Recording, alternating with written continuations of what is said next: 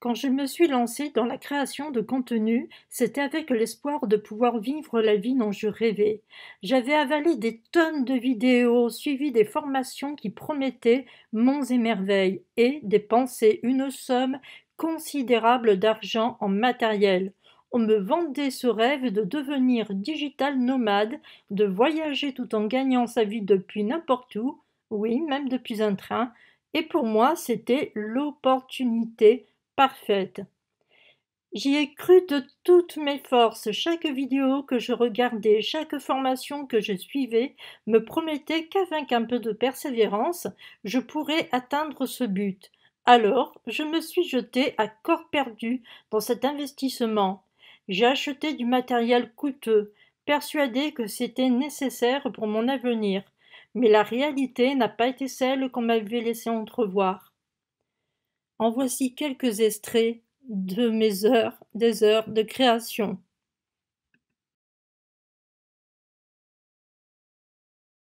Le 25 août et nous sommes à notre première étape de la découverte de la région PACA puisqu'on se trouve donc à Arles. Bienvenue au Beau de Provence. On est à Briançon dans les Hautes-Alpes. Aujourd'hui on est à Nice. On va partir aujourd'hui pour la visite du Canet. Aujourd'hui nous sommes à Orange. J'espère que tu vas bien. Donc aujourd'hui on se retrouve à Bruxelles. On se retrouve à Marrakech, première ville de notre trip au Maroc. Donc aujourd'hui on se retrouve à Casablanca. Hello tout le monde. Donc on se retrouve à Rabat. Enfin, reparti pour la visite des villages varois et on recommence par Méhoun-les-Morieux. Écoute, on se retrouve donc comme promis à Toulouse. Donc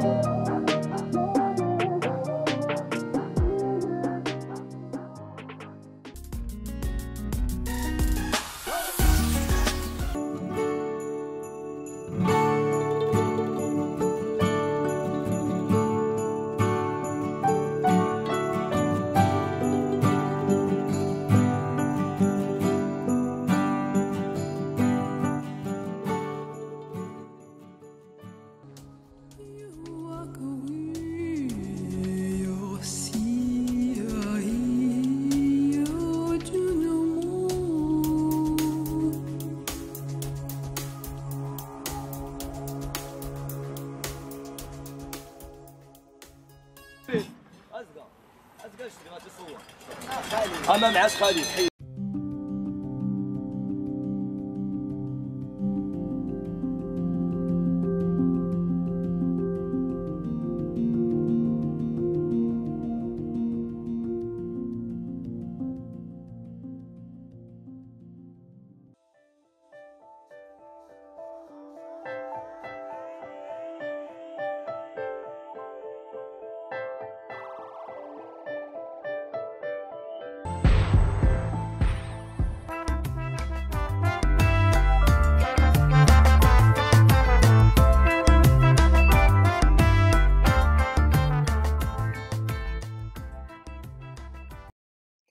Après le mercredi pluvieux à Ixelles, c'est le jeudi nuageux à l'Atomium. Et là donc on se trouve enfin devant l'atomium, qui est donc le deuxième symbole de la Belgique. Pour en faire en gros, c'est la maille élémentaire du fer qui a été grossie 165 milliards de fois. Et la plus haute des 9 boules est à 102 mètres.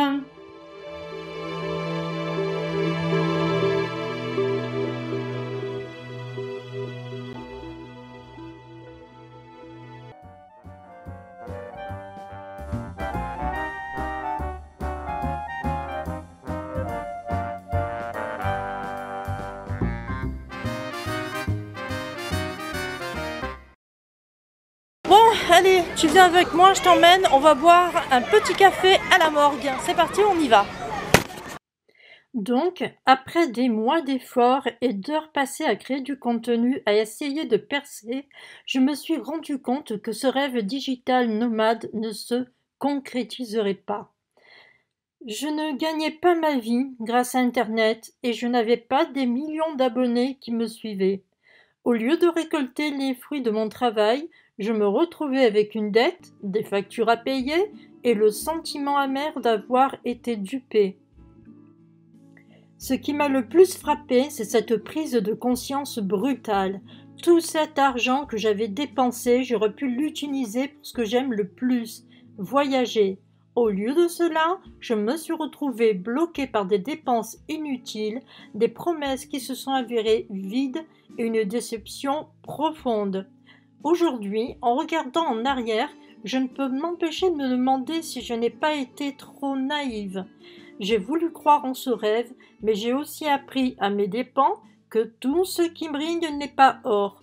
Cet échec a marqué un tournant dans ma manière de voir les choses, dans ma manière de m'investir dans les projets. Il m'a montré qu'il est important de garder les pieds sur terre, même lorsqu'on aspire à toucher les étoiles.